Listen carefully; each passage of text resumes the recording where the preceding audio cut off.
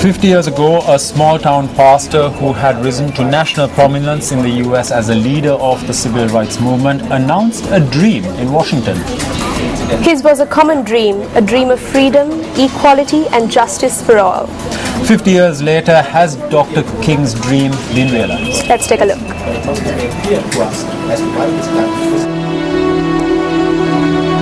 Born as Michael King Jr.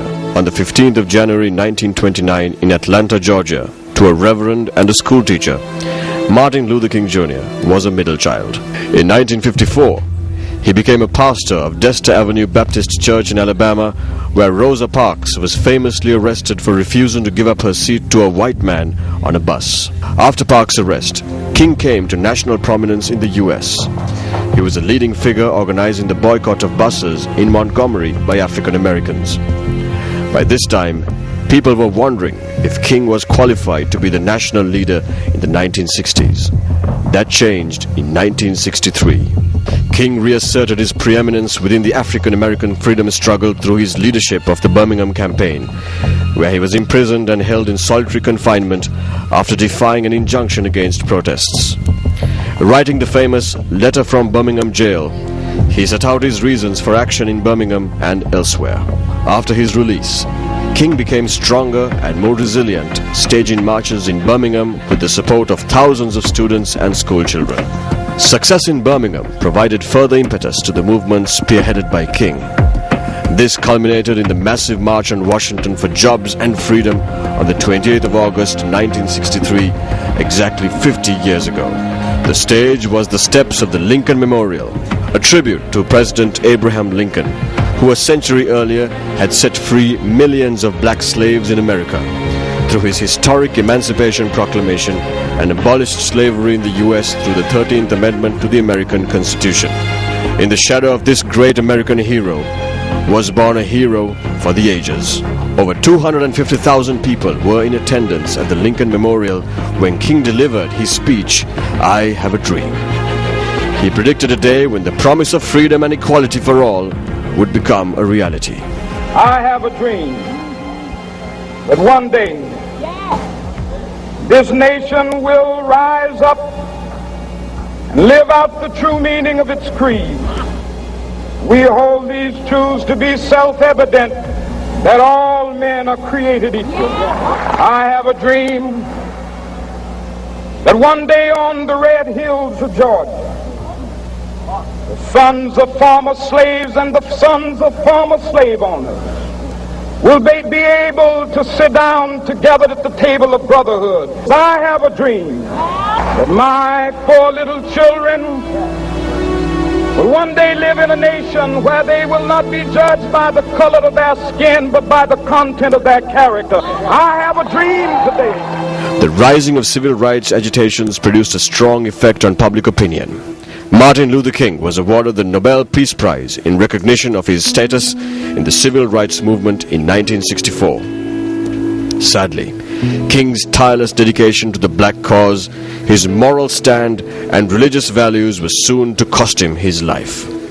In Memphis, Tennessee, in America's Deep South, one of the world's most outspoken civil rights campaigners, the man who championed millions of black Americans, was targeted by an assassin on the 4th of April 1968. King's assassination triggered riots in about 100 cities in the US. The country had lost not only a dynamic leader, but the world lost a righteous soul who was muted forever. 50 years on, the principles articulated in Dr. King's historic address stand firm. The world's morality was recalibrated and given a new, true north. To this day, Dr. King's fight for equality and justice rings true not just in America, but across many nations. But I want you to know tonight that we as a people will get there. While America has seen its first black president take office, much of the rest of the world awaits Martin Luther King's dream of equality and justice to become reality.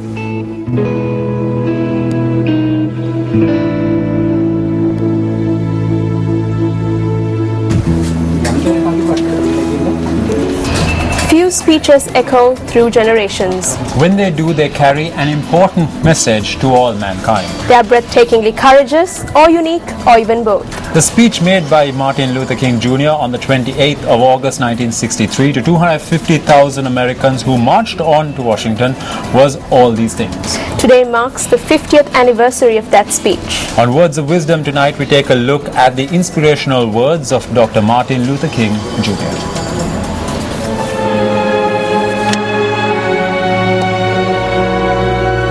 Darkness cannot drive out darkness. Only light can do that. Hate cannot drive out hate. Only love can do that. Martin Luther King Jr., leader of the African American Civil Rights Movement.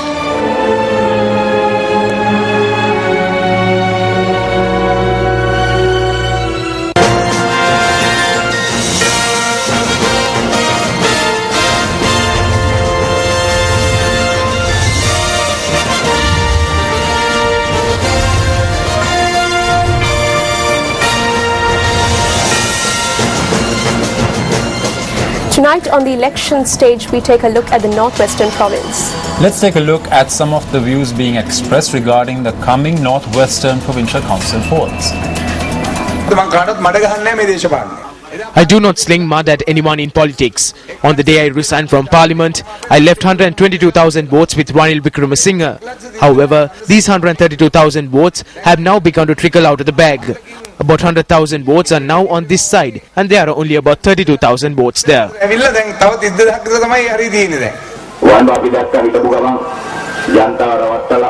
In the Northwest, we saw how suddenly people in Parliament deceive the people and left to straighten their own limbs. We saw another person who recently brought the most expensive Jeep in Colombo and came to Kurunegala. That is his mentality. There's a Jeep in Colombo called the Hummer. Boys in Colombo hire it for joy rides. One of your public representatives did U-turn to the government, hired that Jeep first, and then came here to Kurunegala.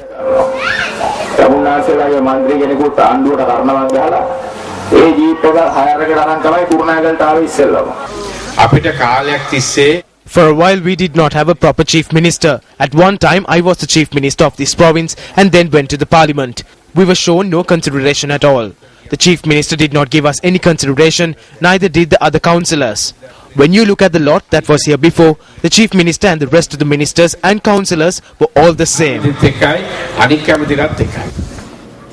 Engineers of the National Water Supply and Drainage Board launched an island-wide strike action today. Water Board engineers did not report to work at all workstations across the island.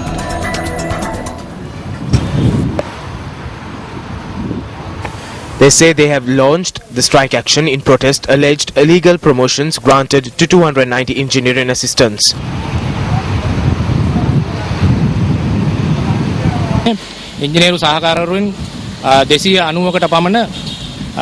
They expect to integrate about 290 engineering assistants to the Central Management Service.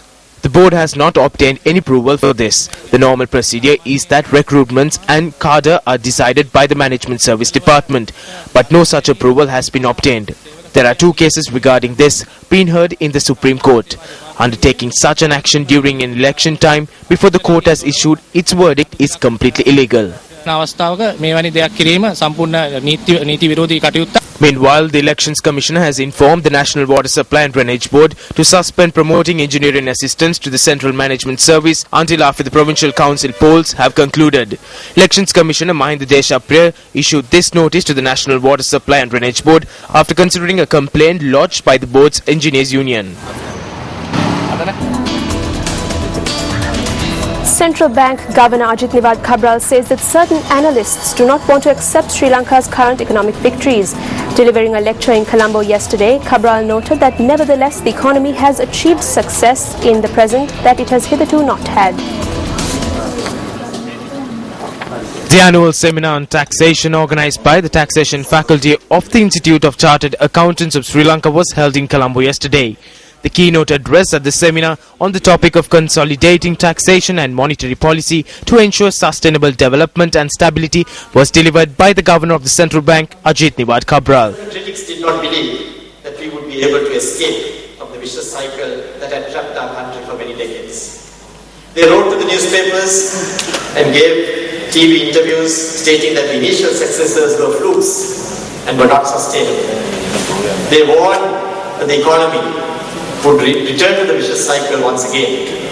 They continue to support their arguments with many high-sounding theories and hair-splitting formulas. Those critics are finding it increasingly difficult to sustain their criticism in the face of the gradually emerging new equilibrium of this virtuous cycle that our new harmonized policy framework has been able to generate. Presently, even though a minority stubbornly refuse to see what is unfolding before their very own eyes, this new cycle has begun to take shape. What is this new cycle? Low inflation leading to real interest rates. Real interest rates leading to enhanced savings. Enhanced savings leading to a regular pipeline of investment. Regular investment leading to lower debt levels. Lower debt levels leading to sustained growth. Sustained growth once again leading to low inflation. So a new virtuous cycle has been formulated. The lead actor of the movie Sri Siddhartha Gautama, the North Indian actor Gagan Malik, visited the News First Centre today. During his visit, I had an opportunity for an exclusive interview. Let's take a look. Siddhartha Gautama is currently screening in cinemas around the island. Gagan Malik plays the role of Prince Siddhartha. He plays the role of Prince Rama in the Indian TV series Ramayana. He also visited the Sirasa Vesak zone in May. He visited the News First Centre in Colombo earlier today. Hello, I'm here on an exclusive interview with superstar and main actor of the movie Sri Siddhartha Gautama, Gagan Malik. Hi Gagan, we warmly welcome you to the News First studios here in Colombo. I hope you've been enjoying your stay here in Sri Lanka so far. Thank you very much, and I want to clear one thing, that you call me a superstar. Okay. That is out of my dictionary now. Okay. Out of my dictionary. Why is that? Because before the movie I was a different Gagan. Okay. And after the movie I'm a different Gagan. And how has the Sri Lankan audience reacted to you? They gave me so much of love and warmth that it is very hard to explain in words. Have you had to make any sacrifices? Leaving non-veg is nothing. It's nothing. Yeah. But when I saw the sacrifice which Prince Siddhartha did, leaving his wife and child, when I think of it, I said, can someone actually do it? So I take it you are currently involved in a TV series as well. How is that treating you? Yes, again I'm doing Ramayana. I'm playing the role of Lord Rama again. It is the most sacred role in India. So again it was a tough job, but you're involved with a lot of spiritual characters. I don't know why this is what I've said, that I've taken blessings from all the venerables in Sri Lanka, and they told me there must be a reason. Well, what are your plans for the future? Are you planning on getting involved in politics? No way, I'm sorry. Okay. I'm not interested in politics. But is there anything inspirational that you can tell the audience in Sri Lanka, your fans? See, I just want to tell all of you that you have seen this film. If you have not seen this film, please watch this film. You can do one good thing in a day for others. Well, this brings our exclusive interview with Gagan Malik to an end. Gagan, on behalf of the entire News First team, we want to thank you very much for being here, and we wish you all the best in all your future endeavors. Thank you, and my pleasure. News First new reporter Ananda Silva from Kalatuoya filed this report today.